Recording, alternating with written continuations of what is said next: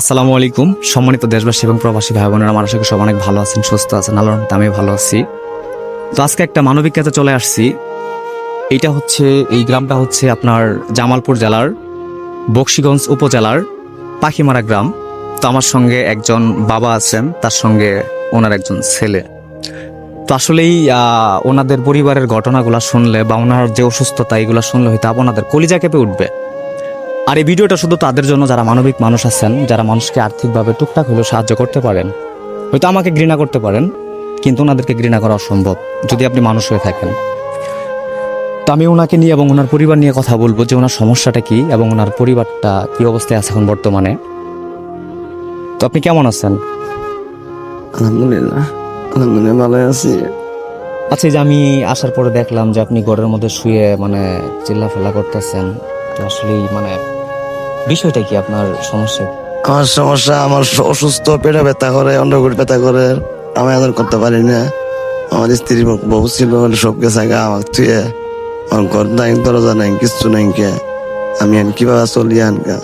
আমার অসুখও ভালো হয় না, আমি খুব অসুস্থ হয়ে আছি। ব্যথায় চিকের পারি 24 ঘন্টা ব্যথা করে, ঘুম পাড়া হয় না, খাওয়ার পাই না, আমার এই সমস্যা। আচ্ছা, এই যে আপনার চিকিৎসা বাবদে সবকিছু নিঃস্ব করে দিচ্ছেন নাকি? আপনার শুনলাম আপনার এলাকার লোকজন বললো যে চিকিৎসা বাবদে আপনার যা কিছু ছিল সবকিছু নাকি? নাই, কিচ্ছু নাই তো, সবকিছু চিকিৎসা দিব, যে কিছু আছিল সবকিছু বেশি আর আমার তার সমস্যা নাই, কিছু নাই তো। আর সবকিছু শেষই না, আমি ছিলেন স্যার, আর কি আমার আল্লাহ কেউ সাহায্য কেউ করে না, আমি কিভাবে আসবো? আচ্ছা, এই যে আপনার পরিবারে কে কে আছে? আমার পরিবারের 4 সন্তান আছে। হ্যাঁ, দুইটা মেয়ে আর তিনটা মেয়ে, একটা ছেলে। আপনার স্ত্রীকে তো দেখলাম না আজকে। আমার স্ত্রী নাই। আপনার স্ত্রী কোথায়? আমার রোগের জন্য গেছে গা। আপনার রোগ হয়েছে দেখে আপনার স্ত্রী আপনাকে ছেড়ে চলে গেছে? চলে গেছে গা। আচ্ছা, তোমার আম্মুকে আসলে চলে গেছে নাকি? জি। তোমার আব্বা অসুস্থ দেখে চলে গেছে? জি। আহা। আচ্ছা, এই যে আপনার যে একটা অসুস্থতা, জি। আপনার এই অসুস্থতা কত বছর থেকে বা কত মাস থেকে? 4 বছর ধরে। 4 বছর। জি। তো আপনার গড় কোনটা থাকার? এটাই এটাই গল্প। আপনার এটাই থাকার গড়? জি। আসলে আপনার গড়টার এমন একটা অবস্থা, পাকের গড় মানুষের মনে হয় এমন থাকে না। গর্ত নাই আমার। তো আচ্ছা, এই যে তোমার বাবা যে আজ 4-5 বছর থেকে এমন অসুস্থ, তো তোমার মা হঠাৎ করে তোমার বাবাকে ছেড়ে চলে যাওয়ার কারণ তুমি যদি একটু বলতা, তোমরা তো তার সন্তান না? অসুস্থ, কামাই করতে পারে না, না খায় থাকে, এর জন্য গেছে গা। তাহলে কি অন্যের মায়েরা বাবাদের অসুস্থ হইলে থাকে না? থাকে। আসলে হঠাৎ করে তোমাদেরকে ছেলে এভাবে ইতিম বানিয়ে চলে গেল, তো আসলে এটা কি মানুষ হিসেবে একটা মনুষ্যত্বের মধ্যে পড়ে তোমার কি মনে হয়? তোমার মা তোমার বাবাকে ছেড়ে তোমাদেরকে ছেড়ে একটা মানুষ অসুস্থ হতেই পারে, হতে পারে না? জি। এটা তো আল্লাহ তাআলারই বিধান, আল্লাহ তাআলার নিয়ামত। সবকিছুতে কিন্তু আমরা শুকরিয়া আদায় করি যে আল্লাহ তাআলা যা কিছু করেন মানুষের মঙ্গলের জন্যই করেন এবং ভালোর জন্য করেন, এটা কিন্তু শুকরিয়া আদায় করতে হবে।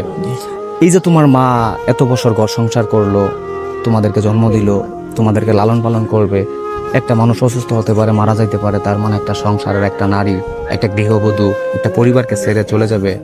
আমি জানি না যে আপনারা কিভাবে নিতেছেন বিষয়টা, তো আসলে আমার কাছে বিষয়টা খুব খারাপ লাগলো। তো ওনার সর্বশেষ অবস্থা আপনার দেখতেই পারতেছেন, ওনার থাকার একটা ঘর, এটা মনে হয় না যে গ্রাম অঞ্চলে একটা মানুষের পাকের ঘর বর্তমান সময় বা বর্তমান সমাজে এমন আছে। তুই যে তোমার বাবার যে অসুস্থতা আর তোমার যে বয়স, এটা তো উপার্জন করার কোনো বয়স না। আর তোমার ভাই বোন যারা আছে ওরা মনে হয় ছোট ছোট না? জি। তো আসলে আপনারা যারা দেখতেছেন, আমি জানি না যে আপনাদের কথাটুকু কতটুকু ভালো লাগতেছে বা কতটুকু খারাপ লাগতেছে, কতটুকু কষ্ট হচ্ছে। তো মানবিক মানুষদের কাছে আমি এতটুকু আশা করি যে যারা মানুষকে আর্থিকভাবে সাহায্য সহযোগিতা করেন, ওনাদের জন্য কিছু করবেন। আমাকে ঘৃণা করেন, আপত্তি নেই, প্রথমেই বলছিলাম, কিন্তু ওনাদের জন্য যদি পারেন কিছু করেন। আর আমরা আপনাদের ঘরটাকে একটু দেখানোর চেষ্টা করব। গড্ড মানুষের জায়গা আছে। হ্যাঁ, এই গড্ড মানুষের জায়গা, আমার জায়গা নাই। এই ঘরটাও মানুষের জায়গা। জি, ওর জায়গা এটা। আসলে উনি সর্বহারা, একদম নিঃস্ব হয়ে গেছে। এই ঘরটাও নাকি মানুষের জায়গার মধ্যে আছে, তারপরে এটা থাকার মতো কোনো ঘর না। আচ্ছা, আপনি আমাদেরকে আপনার ঘরটা একটু দেখাবেন? চলেন দেখি, একটু দেখি। এটা তোমাদেরই তো ঘর না? জি। আচ্ছা, চলো দেখি, একটু দেখি। তো আমরা প্রথমে ভিতরটা একটু দেখানোর চেষ্টা করি। আহা, দরজার অবস্থা তো কোনো মতো বাইন্দা টাইন্দা রাখছে, তো এই আসলে এটা থাকার মতো কোনো সিস্টেম নাই। আমরা ভিতরে একটু দেখানোর চেষ্টা করি, ওই যে এটি হয়ে গেছে। তো আসলে আপনারা তাহলে আরেকজনের গড়ে থাকতেছেন না। আচ্ছা, এই যে তোমরা আসলে তোমাদের খুব খারাপ অবস্থা এখন বর্তমানে। জি। আমারই আসি এই রোগের জন্য এই জায়গাটুকু বিক্রি করে দিচ্ছেন। আচ্ছা, আমরা একটু বাইরে যাই। আসুন, চলুন। আমরা একটু বাইরে যাই, বাইরের অবস্থাটা একটু দেখানোর চেষ্টা করি। আমরা একটু বাইরে আসি, বাইরে একটু দেখানোর চেষ্টা করি। তুমি আমার সঙ্গে আসো। আপনি বসেন, আপনি হাঁটতে পারতেছেন না, বুঝতে পারতেছি, আপনি বসেন। আচ্ছা, আমরা একটু এদিকে আসি।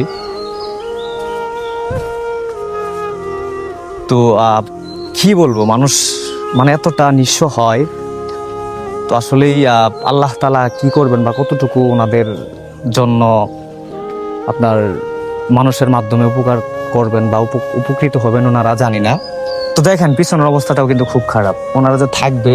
আচ্ছা, তোমরা যেই ঘরে থাকো এটা কি অন্যজনের? জি, ও, আমার চাচার ঘর। তোমার চাচার ঘর।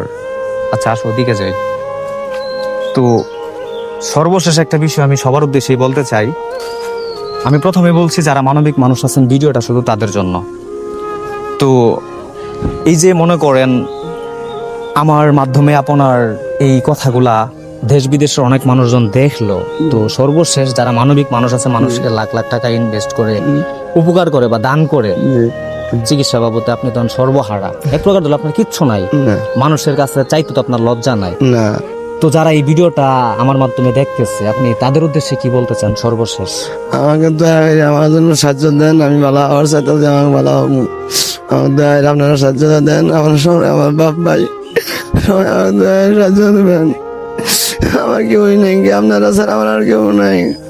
দয়া করে আমার ভিক্ষা দিবেন, আমার বান ভিক্ষা চাই দিবেন, আমার ভালো হওয়ার চেষ্টা করবেন, আমার চিকিৎসা টেয়া দেন, আমার সংসার চলার টেয়া দিবেন। আমি এটাই চাই আপনাদের কাছে, অনুরোধ, আর কিছু না। তো এই যে তোমার বাবা কান্নাকাটি করতেছে, তোমার কেমন লাগতেছে? আমার খারাপ লাগতেছে। অনেক খারাপ লাগতেছে না? জি। আচ্ছা, তুমি যদি তোমার মাধ্যমে মানুষদের কাছে কিছু বলো, বা যারা অসহায় দরিদ্র মানুষকে উপকৃত করে বা উপকার করে, টাকা দিয়া সাহায্য করে, তো তাদের উদ্দেশ্যে তোমার আবদারটা কি, যদি সবাইকে উদ্দেশ্য করে বলো? আমার আবদার, আমার বাপরে ভালো করে দেন, বা যে যতটুকু যেতটুকু পারেন অতটুকু দেন। আচ্ছা, তোমাদের বিকাশ নগদ নাম্বার আছে? জি, নগদ নাম্বার আছে। নগদ নাম্বার আছে। আচ্ছা, তুমি সুন্দর করে আস্তে ধীরে নাম্বারটা একটু বলো তো। 018 হ্যাঁ 13 হ্যাঁ। ডাবল 0 আচ্ছা, আবার বলো, সমস্যা নাই। 018 হ্যাঁ 31 হ্যাঁ। 56 77 02। আবার বলো। 018 31 56 77 02। এটা নগদ নাম্বার? জি। তো যাই হোক, এটা ওনাদের পরিবারের পার্সোনাল নগদ নাম্বার, আর বিকাশ নাম্বার নাই, আমরা দিতে পারলাম না।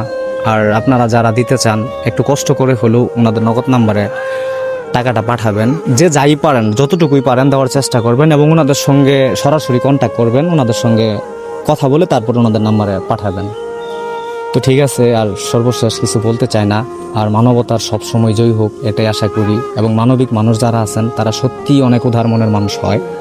তো আমি এমন মানবিক মানুষের দৃষ্টি আকর্ষণ করছি, যারা ওনাদের পাশে টুকটাক টাকা দিয়ে হলেও একটু সহযোগিতা করতে পারবেন, যেন ওনার বাবার একটু উপকার হয়, বা মানুষটা বাঁচলে কিন্তু ওনার পরিবারটাও বেঁচে যাবে। আর আপনারা সবাই শুনলেন ওনার বাবার কাছে, ওনার কাছে যে ওনার অসুস্থতার জন্য কিন্তু ওনার স্ত্রী ওনাকে ছেড়ে চলে গেছে, 4টা সন্তান রেখে। তোমরা 4 ভাই বোন না? জি। তোমাদের 4 ভাই বোনকে রেখে চলে গেছে। জি। আর আমি বিকাশ বা ওনাদের নগদ নাম্বারটা আমি স্ক্রিনে দেওয়ার চেষ্টা করব, আর স্ক্রিনে দিয়ে দিব। তো ওই নাম্বারে সবাই কন্ট্যাক্ট করে ওনাদের নগদ নাম্বারে টাকাটা পাঠিয়ে দিবেন। তো ঠিক আছে, সবাই ভালো থাকবেন, সুস্থ থাকবেন। আল্লাহ তাআলা যেন সবাইকে সুস্থতার সহিত ভালো রাখে। আল্লাহ হাফেজ।